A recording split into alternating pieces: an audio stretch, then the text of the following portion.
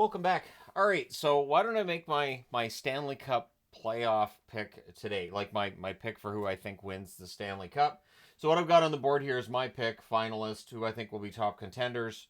Playoff tier, there's a question mark there too, because we don't know who's going to make the playoffs and who's not. So those are teams that are in the mix. I've added unknown. So I was going through this and thinking, there are a couple of teams here that I don't know where to put them because I don't qualify them as rebuilding. I don't know if they're necessarily playoff tier either, but I don't see them as contenders, obviously, too. So I had to add that. Now, we'll do this from bottom to top. So we'll talk about the rebuilders first because it feels like that's where there's the least amount of controversy and who's going to end up where. So the San Jose Sharks are still in a rebuild. They've done the full teardown. Now they've got to do the building back up, and that can take years, right? The expectations this year are low. I think they can hit 25 wins. Maybe they can hit 30. They haven't hit 20 wins the last 2 years, so 25 wins would be an improvement. 30 wins would be a pretty big improvement. Also in the rebuilding category, I'm going to put Anaheim on there next. I do think that Anaheim, much like San Jose, they're going through the building process. San Jose got their guy with Celebrini, Anaheim with Leo Carlsson, and then this year they get Seneca. So Anaheim's got some good young prospects now. I think they're in the process of trying to build it up, as are the Chicago Blackhawks. The Chicago Blackhawks, they got their guy with the number one pick with Bedard. So these are teams that have gone through the process of tearing things down, and now are all three of them trying to build things back up. And it takes a while. When you've got a 32-team league, only 16 teams make the playoffs. Improving yourself so you're better than, essentially 16 for 15 other teams, minimum 16 other teams. Depending on the conference, of course, and all that. So you're really trying to be the top 8 out of 16 in your conference. But either way, just getting to that level, it can be difficult. So these teams are trying to get through that process of building. Now, Calgary, it feels like, are entering their rebuild, although I'm still going to use the term retool until the day comes that they sell off the rest of their veterans, and I don't know that they necessarily will. And I've talked about this before. When you do the full teardown and you get rid of everybody, I think it takes a lot longer to build things up. And then there's no guarantee of when the team's going to be good again. There's the idea that they should be good by 4 or 5 years from now, but Ottawa to me is a cautionary tale where they tore the whole thing down with the idea of, hey, 5 years from now we're going to be really, really good, and then they still didn't make the playoffs. So it is not a guarantee when a team goes into a rebuild that they're going to automatically be a contender when they come out of that rebuild, or that they're going to come out of that rebuild all that well. I still qualify Montreal as a team that is in a rebuild. I know that the expectations are a little bit higher this season, but there's a lot of young guys, a lot of new players. It can take a little while for that to go. And I just feel like with the East being as stacked as it is, and I do feel like the East is stacked a little bit more than the West, but I think Montreal, while they could play at a better rate, a little bit above 500, I still think the rebuild is on. And I think Kent Hughes is still willing to listen on some of the veteran players and make moves looking towards the future. Also in the rebuilding category, Philadelphia to me is still a rebuilder. The Philadelphia Flyers are expecting to be pretty good this year, I think. I think that's the plan, is to have a season like they did last year. But they're still looking at the long-term plan. They're still looking at what that future looks like. So, yes, I have them under rebuilding because of that fact. And so, yeah, Philadelphia to me, definitely a team that's in the midst of a rebuild. They haven't done the full teardown either. I might want to use the term retool. The problem is Philadelphia's been out of the playoffs for, it feels like, quite a while. So, yeah, we'll see what happens and whether or not they win more games than they should because of Tortorella. We saw that last season. Who knows if that happens again. So there's a couple of unknowns. I'm going to put a couple of them here. First off, there's Buffalo. Look, Buffalo's been in a rebuild for how long? They don't need to continue to rebuild. They don't. They have good young defensemen. They have good young forwards. And they have good young goaltending. So they've got every position covered when it comes to young players. It's a matter of having the right veterans and the right complementary players to get them into a playoff spot. I can't put them in rebuilding, but I don't know if they're going to end up being in that playoff tier. Buffalo is so wildly unpredictable. Other than one thing, it seems, the ability to disappoint fans when their expectations go up. That's what we saw this past season. So I can't really have them anywhere other than unknown. And then Columbus. So the expectations for Columbus coming into this year were not high. They added Monahan. The idea was Monahan's going to play with Goudreau.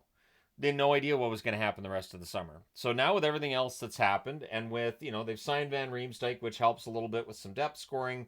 They're still looking for another forward. I don't know if Columbus is going to find themselves in the mix or not. I can't put them under rebuilding because to me, they're not in the midst of a rebuild right now. So unknown for them. Anybody else in the unknown category? I'm going to put Minnesota. They re-signed Marc-Andre Fleury. They're clearly trying to stay in the mix for a playoff spot. I don't know if Minnesota's going to have a good season and get above the playoff line or not. Minnesota has surprised before and been a playoff team when it's not expected. I have no idea what to expect there. I'm trying to think if there's anybody else I'd put into that unknown category. Yeah, I don't feel like anybody else necessarily goes into that unknown category. And now we get into playoff tier and a bit of a question mark there. So remembering the question mark means I'm not saying these teams are going to make the playoffs. And I'm well aware that I've got 1, 2, 3, 4, 5, 6, 7, 8, just 9 teams between rebuilding and unknown out of 32 teams. So there's 23 teams who I feel like there might be some playoff pressure. The question mark, Utah, for me, is the one that I'm going to put on there first. I have no idea what to expect from this Utah Hockey Club in year one. Again, with Arizona and how things ended, this is a team that should be better than what we saw at the end of the season with Arizona. But are they going to be above the playoff line or not? No idea. And Seattle, similar idea. Seattle had some puck luck in 2022-2023. They were also a pretty good team, got to the playoffs, but can they do it again? And I have no idea if they're going to bounce back or if what we saw in years 1 and 3 is more close to the reality than what we saw in year 2. Year 4 is going to tell us a lot. St. Louis can go into this category as well. St. Louis, obviously, with the offer sheets, they add a couple of players without giving up much of anything for them. And so that's a good move for St. Louis. But are they going to be a playoff team? They're going to have to show out of the gate that they can score a little better than they did to start last season. But I have no idea what to expect from the St. Louis Blues. Detroit is in that category as well. Detroit, and I keep seeing people saying that, Detroit fail. If they had one more point this past season, they would have been a playoff team. Like, I don't see the failure that everybody else sees, and I've just realized that until this team makes the playoffs, there's just people that are going to say failure, even though the team has gotten better. If you look at the record every single season since committing to the rebuild. Committing to the rebuild was important, and Detroit did pretty well at that. Let me move New Jersey over a bit. They're feeling kind of out on their own. Also in the playoff tier, I mean, Pittsburgh could bounce back. They could get in.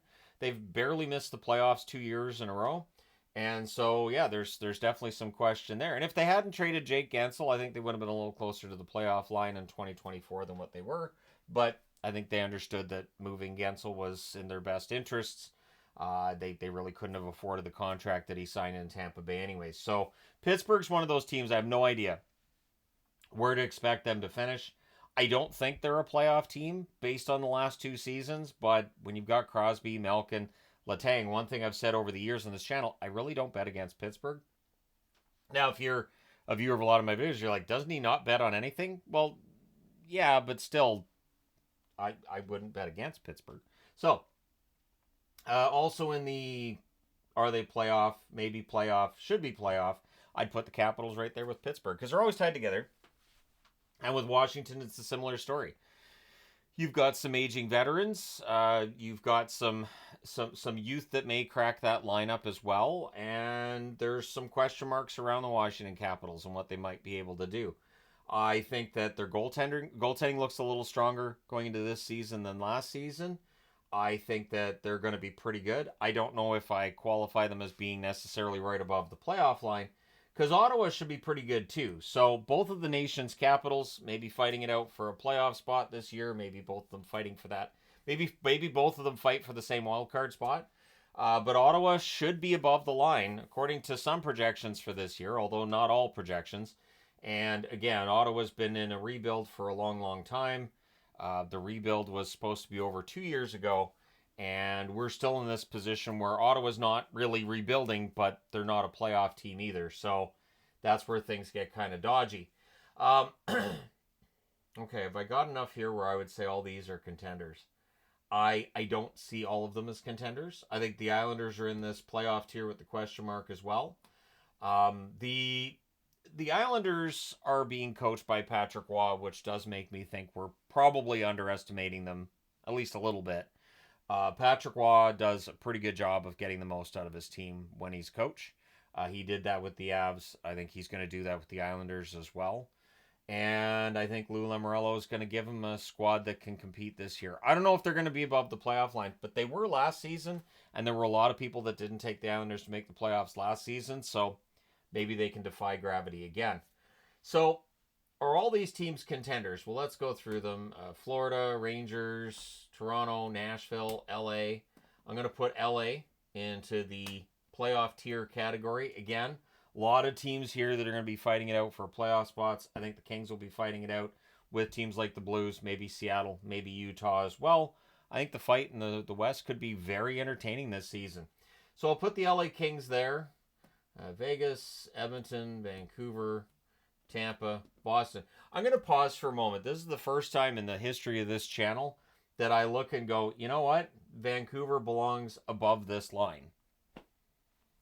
Isn't that weird? All right. So let's narrow this down. Are Vegas still a contender? Are the Vegas Golden Knights still a contender right now? I'm going to put them here.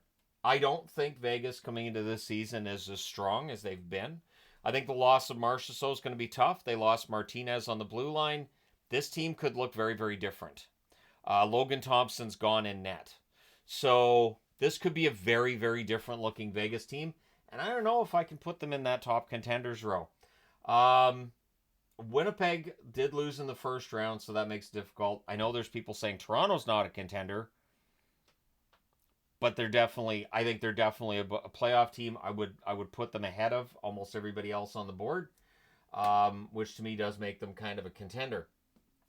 And before anybody says anything about Nashville, they were 11th overall last season. I think adding Stamkos and Marchessault probably makes them a top 10 team in the National Hockey League. Which, 1, 2, 3, 4, 5, 6, 7, 8, 9, 10, 11, 12. I got 13 on the board. I don't know if Boston is still a contender. And I know that Boston has pretty good regular seasons, but right now, looking at this team, they've lost early in the playoffs every year from 2020 until now. And I don't know if Boston really and truly is a Stanley Cup contender at this stage. Which then takes out Toronto, doesn't it? I mean, just logically, because Boston's beaten Toronto in the playoffs last year. Toronto, I don't know if they made enough upgrades for me to say, oh yeah, clearly this is a team that's going to be a Stanley Cup contender. I have some concerns about the fact that they don't have a goaltender who's a proven starter at this point. Wall may be the guy. But right now, for what I'm doing here, I don't know that he's a proven starter. So 1, 2, 3, 4, 5, 6, 7, 8, 9, 10, 11. I don't want to have more than 10 as top contenders. That to me seems kind of silly. Although I can definitely make that argument. I could try anyways. So which one would I drop out of the list if I was going to drop somebody out of the list? Well, let's take a look at it too from a conference perspective. So we've got Florida with New Jersey, the Rangers, Tampa Bay, Carolina, and then you have 6 in the West. This is how you can tell I don't actually plan this out in advance, and I don't, go through this multiple times. It's one take and get it done. Where would the most question marks be about a team's contending status right now? Is it Winnipeg? Is it Winnipeg based on how they lost in that first round against Colorado? Is New Jersey more questionable because of the fact that they missed the playoffs this past season? I'm going to put Winnipeg here. I'm going to put Winnipeg there as one of the playoff tier. I do think they're ahead of other teams here, so for people who just jump to the end of the video and get mad about where Winnipeg is, it's a shame you skipped my explanation. I do see them as being ahead of most of the teams on this board, but in terms of a top contender for the Stanley Cup, I don't see it. So let's go from 10 through 1, shall we? So of the 10 teams on the board, Tampa Bay I'm going to put at this end. So I'm going to put Tampa Bay as of the 10 teams that I'm saying, maybe cup contenders, I'll put Tampa at the end. It feels like they've gotten older. Getting Gensel, I think, could be great for refreshing things. They're going to have some tough questions to answer when it comes to cap situations, contracts, and just the aging process being as it is. But I'll put Tampa there, and I'll put Carolina next on the list. Because Carolina, there are some concerns based on players they lost in the offseason. I think the replacements are good, but is Carolina still worthy of being in that, top 4 or 5 contender spot? I'm not sure on that one. Now, Nashville I'll put next on the list because Nashville is in a situation where are they at this point in time a cup contender, or are they a playoff team that added Stamkos and Marchessault? Fingers crossed, hoping that's going to go. Marchessault and Stamkos, both in their mid-30s. Are they going to be able to produce in Nashville like they did elsewhere? We have no idea. But, I'll put Nashville next on the list. I'm going to put Vancouver here. And honestly, if Demko misses a large portion of the season, Vancouver may drop right out of the top contenders and down into this area here because I think Demko makes that much of a difference. There's a reason Canuck fans are panicked about Demko's health and injury status because we know that without Demko, Vancouver will struggle. Yes, they pushed Edmonton to 7 games. Yes, if Demko was in net for that whole series, maybe they go to the final, but there's a lot of maybes and a lot of ifs in there, so I'll put Vancouver at that spot, which takes us to the top 6. I'm going to put New Jersey on the board next. I think New Jersey is going to bounce back. I think we're going to see a New Jersey Devils team that can defend a little better than last year's. I think the coaching change will have benefits during the regular season. Because what I keep seeing is, Sheldon Keefe in the playoffs gets owned, and he's not a great coach in the playoffs. Okay, but for New Jersey, they want to get to the playoffs. And then you see what's going to happen there, because there are coaches who failed in one location that succeed in another. Look at Paul Maurice going from Winnipeg to Florida. Didn't show a lot behind the bench for Winnipeg in the time he was there, in terms of getting them really far in the playoffs repeatedly. And then he goes to Florida, and things work pretty darn well. So sometimes a change of scenery can work for a coach, even one that is maligned by fans online, because it turns out that's not necessarily what decides that kind of thing. So I'm going to put Colorado next on the list. There are some positives for Colorado in that Landeskog looks like will play this season at some point. We just don't know at what point. There's the Nichushkin question mark that's out there too. What's going to happen with him? Is he just going to come back? Everything's fine, or what's going to happen? So that brings us to 4. And intentionally, it is the teams that I think are the best. And look at that, it's one from each division, so that works. So it'd be Florida and the Rangers, Dallas, and Edmonton. And that's where the recency bias comes in. That these are the last 4 teams that were standing this past fall. So in terms of getting creative with this, even though I've done this video all one take and everything, I'm still down to the 4 teams that were the final 4 this past spring, because that's kind of how that works. And once the regular season gets started, I would expect things to be quite different. So the question becomes Dallas or Edmonton. Which team would I put ahead of which? I'm going to throw Dallas in as the finalist. Between Florida and the Rangers, it is very difficult to get to the Stanley Cup final for 3 straight seasons. I mean, it can be done, but it's very, very rare. So I'm going to put the Rangers on the board there. So for me, I'm going to have Florida right here. I'll put Edmonton slightly ahead of Florida. Obviously, these are your finalists and champions from this past season. I do expect to see them in the mix this season. I wouldn't be surprised to see Florida win again. I wouldn't be surprised to see Edmonton win a Stanley Cup either. But my pick for this year, I'll own it. I'll say the Dallas Stars beat the New York Rangers in the Stanley Cup final. I will take Dallas as my Stanley Cup pick. I don't know if they're going to be able to do that. I don't know if Dallas and the Rangers as a final would be fantastic or not. But you'd have Shesterkin at one end, Ottinger at the other. Good, strong, young lineup with the Detroit Red or Dallas for the most part. I don't know why I was going to say Detroit, but that happens. You just names just you realize, oh well, it starts with that letter. We'll use that name. Oh, that was the wrong one. I just pulled out of my memory banks. But I do think this would be a very entertaining final, and obviously you'd have a great goaltending matchup, great forward matchup, defense would be fantastic, and so that's my pick for this season. So there you go, the whole process of picking out who I think is going to win the Stanley Cup and over whom, which means Dallas is going to miss the playoffs in 2025. I would like to apologize to the Dallas Stars and their fans for picking them as Stanley Cup champions, and hopefully they can forgive me. But anyways, there you go. Let me know your thoughts in the comment section below. As always, don't forget to hit like and subscribe in the event you've not done so already. Thank you guys so much for all your support. I will talk to you again soon.